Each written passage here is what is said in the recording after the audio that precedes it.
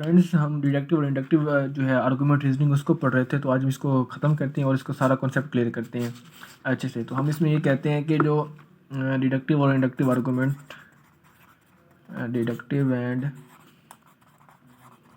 Inductive argument, या आप कह सकते हैं रीजनिंग एक ही बात है, आर्गूमेंट या रीजनिंग। तो इसमें दोस्तों क्या होता है, इसमें डिफरेंशिएट हम कर रहे थे, डिफरेंस क्या हो सकता है, हमें कैसे पता चलेगा कि ये डिडक्टिव है या इंडक्टिव है। तो उसका जो अब इसको कंप्लीट करते हैं, इसमें ये है कि दोस्तों एक कॉन्सेप्ट ये पाया जाता है जनरली तौर पे, वो ये कहते हैं कि लॉजिशियंस, मतलब बुक्स में अब पढ़ेगा, कुछ लॉजिशियंस ये भी कहते हैं कि अगर आपने डिस्टिंग्विश करना है डिडक्टिव और इंडक्टिव को डिस्टिंग्विश करना है, डिफरेंस देखना है आपने, डिफरेंस अगर आपने करना है तो उसके लिए आपको ना प्रेमिसेस और कंक्लूजन्स उनकी जनरलिटी और पर्टिकुलरिटी की बेस पे आप करें। मतलब ये कहते हैं कि आप आर्गूमेंट्स को डिफ्रेंशिएट करें on the basis of particularity and और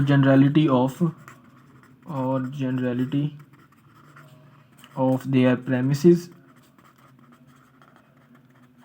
एंड कंक्लूजन्स। मतलब वो कहते हैं कि आप प्रेमिसेस और कंक्लूजन्स को देखें कि पर्टिकुलर है या जनरल है। मतलब आप जनरलिटी देखें, जनरल से पर्टिकुलर जा रहा है या पर्टिकुलर से जनरल जा रहा है। वो कहते हैं कि आप इस बेस पे डिफ्रेंशिएट कर सकते हैं।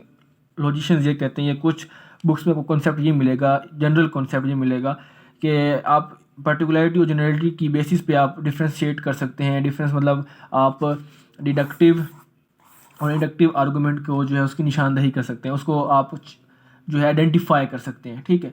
तो इसमें वो ये कहते हैं कि अगर आपने डिडक्टिव आर्गूमेंट को आइडेंटिफाई करना है तो डिडक्टिव के लिए क्या कहते हैं, उन्होंने रूल बताया हुआ है। उन्होंने ये कहा है कि डिडक्टिव में हम मूव करते हैं जनरल टू पर्टिकुलर, मूव करते हैं पर्टिकुलर।